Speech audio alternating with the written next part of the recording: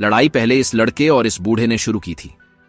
कहते हुए उसने विद्युत और थामा की ओर इशारा किया। विजय तेज आवाज में गरज कर बोला, तुम्हें बड़ों से बात करने की तमीज है या नहीं? ये एक उच्च स्तर के योद्धा हैं। लगता है मुझे लीडर विराट से मिलना होगा तेजस, क्योंकि तुम ऐसे नहीं सुधरोगे। कमांडर के मुंह से अपने पिता विराट का नाम सुनकर तेजस सहम गया और झिझकते हुए माफी मांगने लगा। विजय की नाराजगी के बावजूद उसने थामा से माफी मांगी और फिर विजय की ओर विनम्रता से देखने लगा। विजय ने कहा, अपने गुरु का पत्र लाओ और कल शक्ति स्थल में आना। तेजस ने पत्र सौंप दिया और विजय भीड़ की ओर मुड़ा और गंभीरता से बोला, मुकाबले में भाग लेने का समय समाप्त हो चुका है। जो बचे हैं वे 6 माह की प्रतीक्षा करें, निराश न हो। कमांडर विजय की बात सुनकर सभी योद्धा निराश होकर वापस लौटने लगे। तभी विद्युत ने गंभीर स्वर में विजय से कहा, कमांडर विजय, नमस्कार। मैं भी इस मुकाबले में भाग लेना चाहता हूं, कृपया मेरा नाम भी लिख लें। विजय ने एक पल के लिए थामा की ओर देखा और कहा, लाओ अपना पत्र दिखाओ। विद्युत एक पल के लिए हैरान हो गया और बोला, मेरा कोई गुरु नहीं है। विद्युत की बात सुनकर कमांडर विजय ने गहरी सोच में पड़ते हुए कहा, मुझे माफ करना विद्युत, राजघराने के हालिया हमले के कारण एक नया नियम बना है कि बिना गुरु के पत्र के मुकाबले में भाग नहीं लिया जा सकता। विजय की बात सुनकर विद्युत निराश हो गया और मुड़कर जाने को था कि अचानक उसके कानों में एक आवाज आई, मैं इसका गुरु हूं। मेरा नाम आचार्य थामा है। राजघराने के रक्षक मेरे मित्र हैं, आप उनसे मेरी जानकारी ले सकते हैं।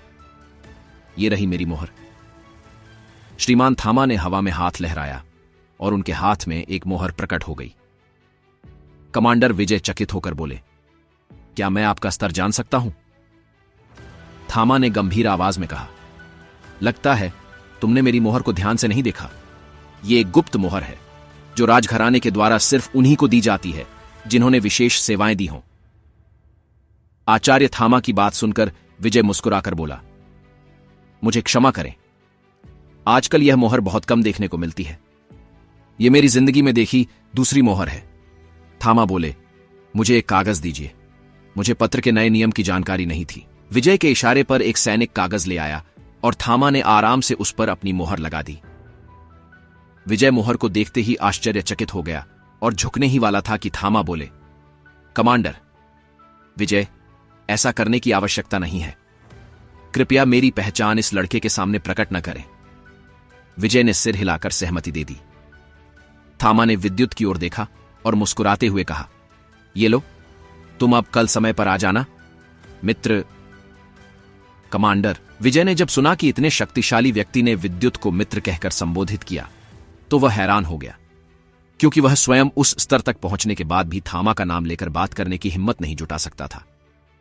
विद्युत ने खुशी से उछलते हुए कहा, क्या आप सचमुच मेरे मित्र बनना चाहते हैं? थामा हंसते हुए बोले, क्यों नहीं? तुमने बहादुरी से अपने से अधिक शक्ति और उम्र वाले योद्धा को उसी की शक्ति से हरा दिया। ऐसा साहस बहुत कम में देखने को मिलता है। तुम तो मुझसे भी अधिक शक्तिशाली बनोगे। मुकाबले में शामिल होने की बात सुनकर विद्युत ने आचार्य थामा से मुस्कुराकर कहा, मित्र, देखना, एक दिन मैं तुम्हारा एहसान जरूर चुकाऊंगा। विद्युत के चेहरे पर एक प्यारी सी मुस्कान थी। तभी वह बूढ़ा आदमी थामा गंभीर आवाज में बोला, विद्युत, एक बात का ध्यान रखना, हम मित्र हैं, यह बात किसी और को मत बताना। विद्युत ने कहा, ठीक है, पर तुमने मुझसे झूठ कहा कि तुम्हारा नाम टाइगर है। मैंने सुना कि तुम्हारा नाम थामा है, इसलिए अब से मैं तुम्हें श्रीमान थामा ही कहूंगा। थामा ने हामी में सिर हिलाकर जवाब दिया। फिर थामा ने हवा में हाथ लहराया और उनके हाथ में एक चमकदार पत्थर आ गया। यह एक शक्ति से बना पत्थर है।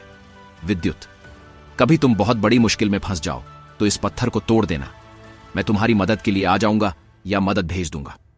और एक बात, रात को जब चांद सिर पर हो और हवाएं तेज हों तो पहाड़ी पर मिलना पर होश में। थामा के चेहरे पर मुस्कुराहट थी।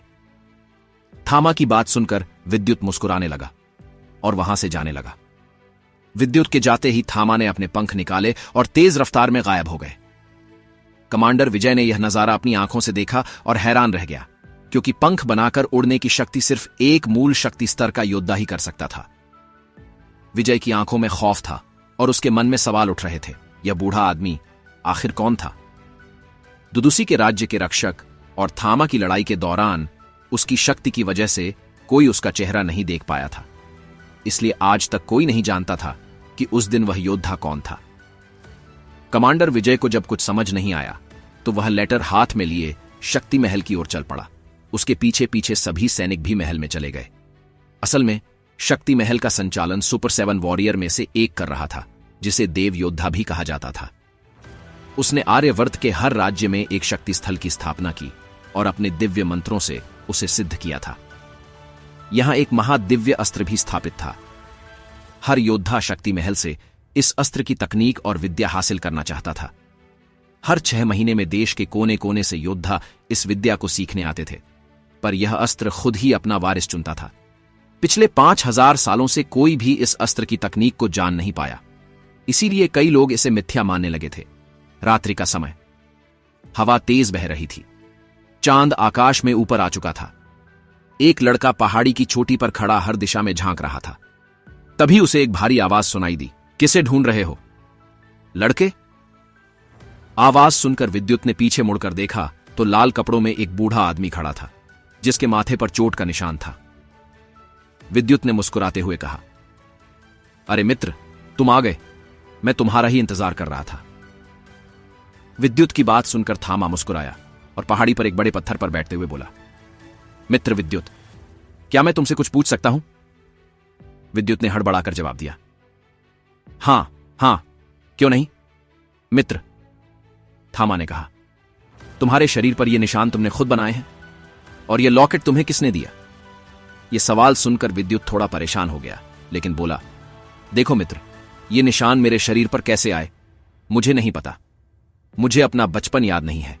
यह लॉकेट मेरी मां का है और यह भाला मेरे पिता का है। इससे ज्यादा मैं कुछ नहीं जानता। बस बूढ़ी दादी कहती हैं कि मैं बहुत खास हूं और यह निशान किसी को ना दिखाऊं। दादी के बाद यह बात सिर्फ तुम्हें पता है मित्र, क्योंकि मेरा तुम्हारे अलावा कोई मित्र नहीं है। यह कहकर विद्युत एक पल के लिए उदास हुआ और फिर मुस्कुराने लगा। तभी थामा ने कहा, कोई बात नहीं, लेकिन तुम्हें मुझसे एक वादा करना होगा। जब भी मैं किसी से लड़ता मिलूं तो तुम बीच में नहीं आओगे, जब तक कि तुम अपने 7 चक्रों को जागृत नहीं कर लेते। विद्युत ने एक पल सोचकर कहा, ठीक है मित्र, मैं वादा करता हूं, जब तक तुम्हारी जान को खतरा नहीं होगा मैं बीच में नहीं आऊंगा। विद्युत के मुंह से यह बात सुनकर थामा अजीब तरह से हंसने लगा और कुछ नहीं बोला।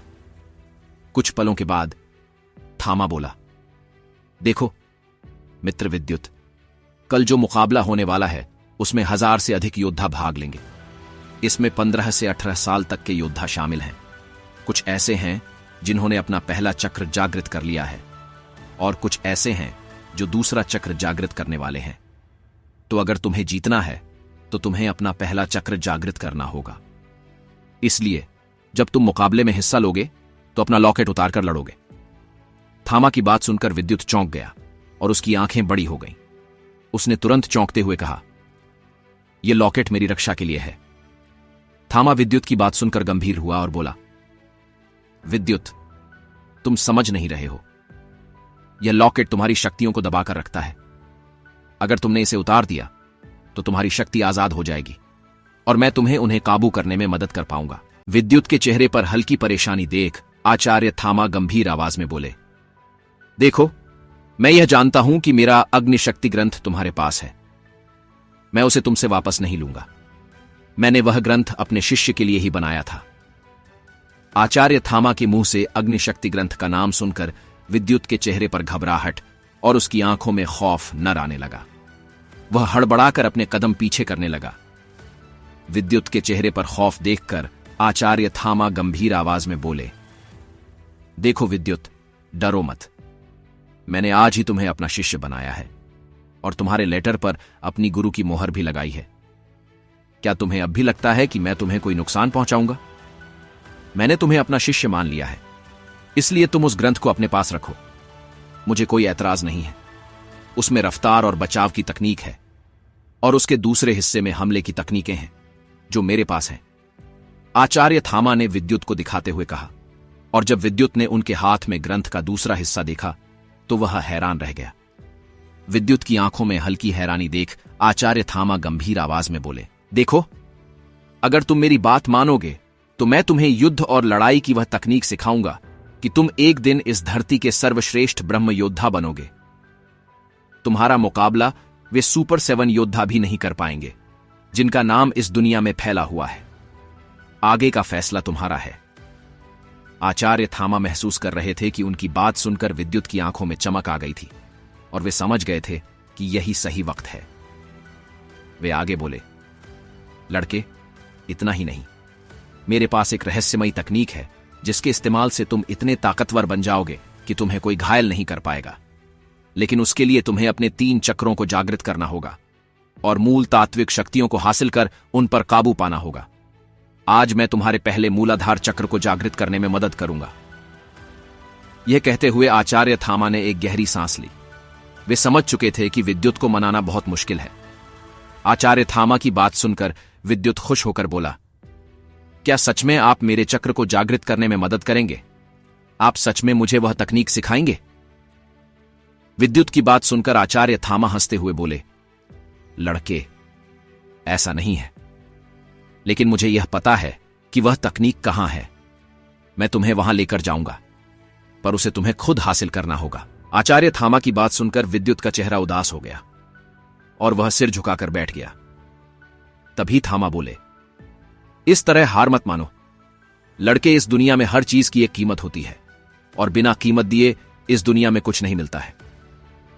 देखो, तुम कितनी भी मेहनत कर लो, तुम्हारा लॉकेट दिव्य रैंक के तिलिस्मी मणि से बना है। यह शक्ति और ऊर्जा को खींच लेता है, इसलिए तुम्हारे आसपास कोई ऊर्जा नजर नहीं आती। इसलिए मैं चाहता हूं कि जब तुम्हें लगे कि तुम मुकाबला हारने वाले हो तो तुम इस लॉकेट को उतार देना। ज्यादातर योद्धा दूर से मुकाबला करते हैं, इसलिए तुम आराम से यह लॉकेट उतार सकते हो। आचार्य थामा की बात सुनकर विद्युत ने एक पल सोचते हुए हामी में सिर हिला दिया। विद्युत की हामी देखकर आचार्य थामा गंभीर आवाज में बोले, लेकिन तुम्हें एक वादा करना होगा कि जब तक तुम बहुत ताकतवर नहीं हो जाते तब तक तुम किसी के सामने अग्निशक्ति ग्रंथ की तकनीक का इस्तेमाल नहीं करोगे। यह तकनीक बहुत खास है और जिस दिन तुम किसी अग्निमूल तत्व शक्ति को हासिल कर लोगे तब तुम्हें इस तकनीक की ताकत का पता चल जाएगा। आचार्य थामा की हर बात को विद्युत बड़े ध्यान से सुन रहा था। उसने अपने हाथ को अपने भाले से काट दिया। उसके हाथ से रक्त निकल रहा था। विद्युत ने अपना हाथ सामने लाते हुए कहा, मैं विद्युत रघुवंशी इस धरती, आकाश, जल, वायु और अग्नि को साक्षी मानकर वचन देता हूं। जैसे जैसे विद्युत बोल रहा था, आकाश में भयानक बिजली कड़क रही थी, तेज हवाएं चलने लगीं और बारिश होने लगी। आगे की कहानी जानने के लिए देखें अगला एपिसोड सिर्फ पॉकेट एफएम के यूट्यूब चैनल पर। और ब्रह्म योद्धा द डिस्ट्रॉयर के सारे एपिसोड्स को सुनने के लिए डिस्क्रिप्शन में दी लिंक से डाउनलोड करें पॉकेट एफएम ऐप।